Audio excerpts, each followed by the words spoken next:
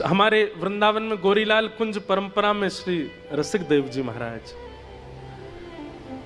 उनके गुरुदेव श्री नरहर देव जी महाराज, तो उनके गुरु जी ने इतनी परीक्षा ली रसिक देव जी की। कैसे परीक्षा ली? अपने सब शिष्यों से कहा कि तुम झूठी झूठी शिकायत करो रसिक देव की मुझसे आकर के।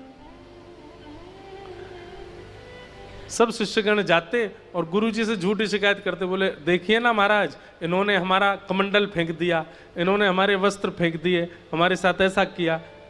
तो गुरुजी डांटने के लिए बुलाते रसिक देव, उनने कुछ किया नहीं था, जबरदस्ती परीक्षा ले रहे हैं गुरुजी। रसिक देव जी सामने आते, जी गुरुदेव आज्ञा, तुमने इसका कमंडल फेंका? अब फेंका तो नहीं है, लेकिन गुरुजी कह रहे हैं, तो बोलते मुझे याद नहीं रहा होगा गुरुदेव, मुझसे गलती हो गई, मैं क्षमा मांग लेता हूं। जबकि किया नहीं है उन्होंने, लेकिन ऐसी वैष्णवता थी उनके चित्त में, मान लेते थे, स्वीकार कर लेते थे। क्योंकि गुरुजी चाहते थे कि सब शिष्यों को दिखाऊं मैं कि शिष्यत्व कहते किसको है। शिष्य भी आश्चर्य में आ जाते थे कि इन्होंने किया तो नहीं है, फिर भी ये स्वीकार कर लेते हैं। एक बार फिर शिष्यों से गुरुजी ने कहा, आज भी झूठी शिकायत करो रसिक देव की। तो शिष्य भी कहते, गुरुजी ठीक है ना, छोड़िए ना, जाने दीजिए, आप इतनी परीक्षा क्यों लेते? बोले मैं जो कह रहा हूं वो करो, उसकी शिकायत करो।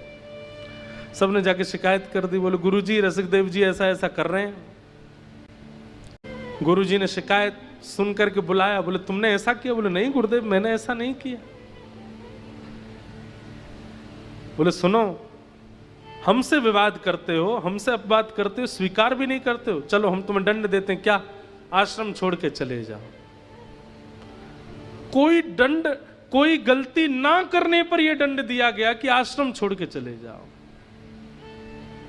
मेरी आंखों के आगे मत दिखना मुझको। उनका तो जीवन ही यही था, वो जीवन भर बस गुरुदेव को देखना, ठाकुर जी को देखना, यही उनका जीवन था। लेकिन गुरुदेव ने आज्ञा कर दी, जाओ आश्रम छोड़ के चले जाओ। आश्रम छोड़ के चले गए। तो वहीं अंदर के किसी शिष्य से कहा कि मैं आश्रम से तो जा रहा हूं, लेकिन गुरुदेव के नित्य दर्शन की मेरी अभिलाषा कैसे पूर्ण होगी? बोले गुरु भाई तुम बताओ क्या करना है? बोले गुरुदेव जो स्नान के बाद वस्त्र अपने छोड़ते हैं ना, वो वस्त्र ला करके मुझको यमुना जी पे दे दिया करना, मैं धो के सुखा करके दे दिया करूंगा। गुरुदेव को नहीं बताना मैं धोता हूं, इसी से ही मैं गुरु सेवा मान लूंगा।